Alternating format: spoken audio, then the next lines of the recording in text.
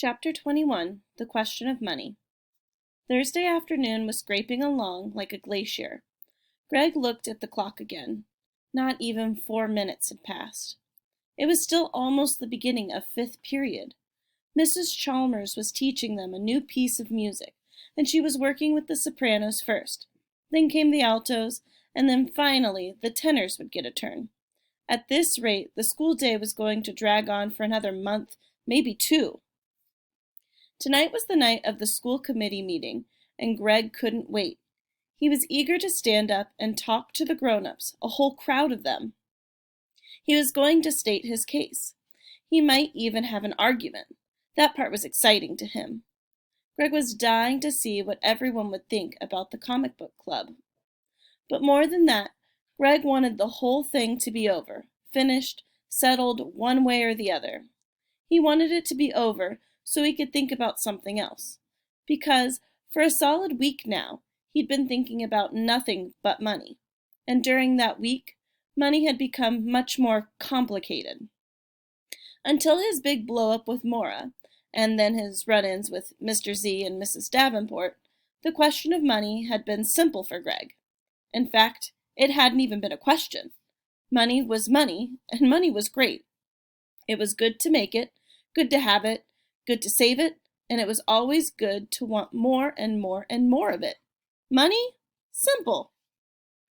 Also, Greg's attitude about money used to be private. Until he had started trying to sell chunky comics, how he made his money and what he chose to do with it was nobody's business but his. And tonight, he was going to have to stand up in public and try to tell all these people why he ought to be allowed to sell his comics and make some money at school. It helped that Maura was in on the deal, and Mr. Z too. But Greg knew they didn't think about money the way he did. They thought he was a nutcase, a money maniac, a moneyac. And tonight, what if everybody else thought so too? And worse than that, what if it was actually true? Greg thought, maybe I really am a greedy little money grubber. Maybe I really don't care about anything but myself.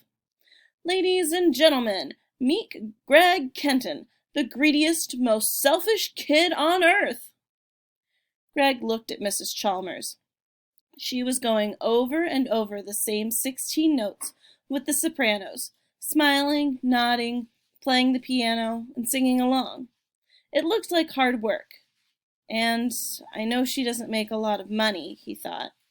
None of my teachers do. And that reminded Greg of his conversation with Mr. Z about other jobs. Greg knew Mr. Z could be making tons more money if he worked for a lab or an engineering company. But instead, he was a math teacher.